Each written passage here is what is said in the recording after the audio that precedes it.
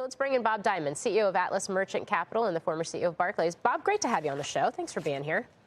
Nice to be here, Morgan. So, I mean, it's like pick your poison on any given day and any given hour. Let's start with the debt ceiling. I want to get your thoughts on this as we do get closer to that June 1st potential X date. Just how real the risk is here for the markets, which, yes, we've seen some gyrations in treasuries, but overall seems to be rather sanguine, dare I say, given how close we're getting to that date. Yeah, I guess I'd say a couple of things on that. First of all, I've seen this movie many times.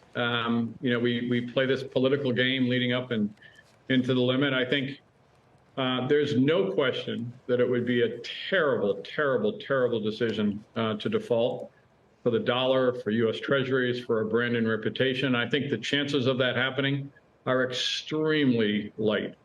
I also think that the June 1st deadline, Morgan, can be extended pretty easily.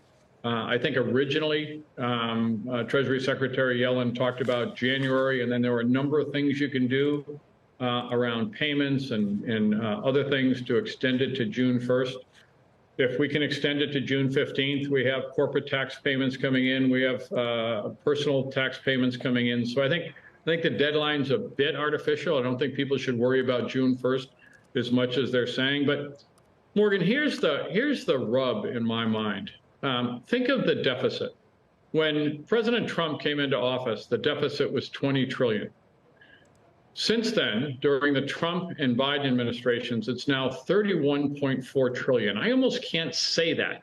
$31.4 trillion. So the deficit has grown 63% during the Trump and Biden administrations, when we've been in pretty much Goldilocks economy and Goldilocks Fed policy and stimulus.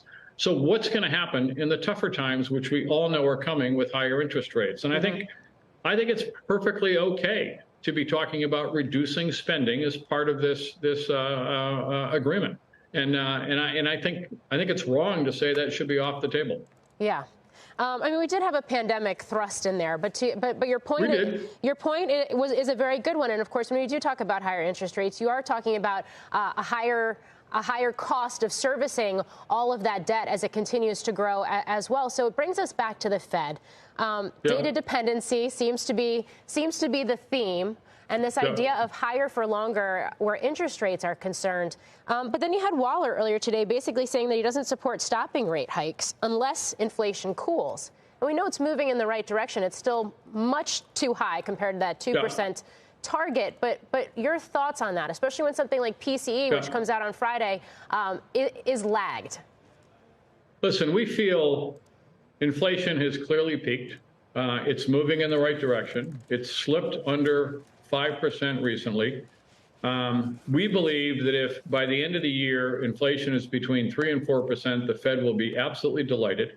And I know people talk about this 2% target, but I don't think they should be thinking about that. The 2% target, I think, is a very academic exercise. It was only put in 2012 by Chairman Bernanke. I think both Chairman Volcker and Chairman Greenspan, who kind of had more of a markets orientation, worried much more about stability than the magic of 2%.